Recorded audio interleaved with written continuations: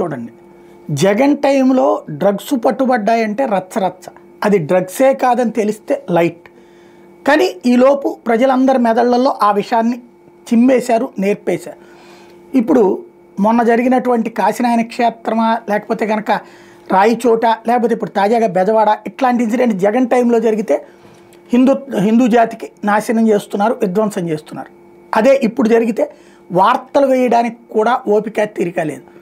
అట్లాగే ముస్లింలకు సంబంధించిన దాంట్లో ఎంబార్కేషన్ పాయింట్ ఇక్కడి నుంచి ఎక్కించుకుపోవడం, ఆ పాయింట్ ఇక్కడ ఆంధ్రాలో ఎలవ్ చేస్తే దాన్ని కాస్త రద్దు చేశారు ఇప్పుడు. బట్ ఆ వార్త సాక్షి రాసుకోవాల్సి వచ్చింది, మిగతా పత్రికలు పట్టించుకున్నటువంటి పరిస్థితి. హజ్ యాత్రికులకి సంబంధించి ముస్లింల సౌకర్యార్థం గతంలో ఎంబార్కేషన్ పాయింట్ని తీసుకొస్తే ఏపీ హజ్ కమిటీని అది వద్దని లేఖ రాసిందంట. దీంతో విజయవాడ ఎంబార్కేషన్ పాయింట్ రద్దు చేస్తున్నామని తీసుకున్నట్టు కేంద్ర ప్రభుత్వం ప్రకటించింది.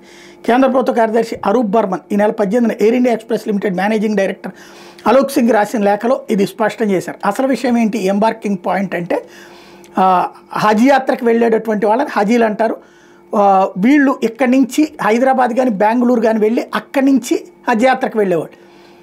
ఇక్కడే ఆంధ్ర విడిపోయిన తర్వాత కూడా మనకు లేదు అన్నటువంటిది అప్పట్లో అందరూ చెప్పినటువంటి సందర్భంలో అప్పట్లో జగన్ ప్రభుత్వం ఆ విషయాన్ని కేంద్ర నోటీసు తీసుకెళ్ళి విజయవాడ గన్నవరం విమానాశ్రయానికి ఎంబార్కేషన్ పాయింట్కి అనుమతి తెచ్చుకుంది.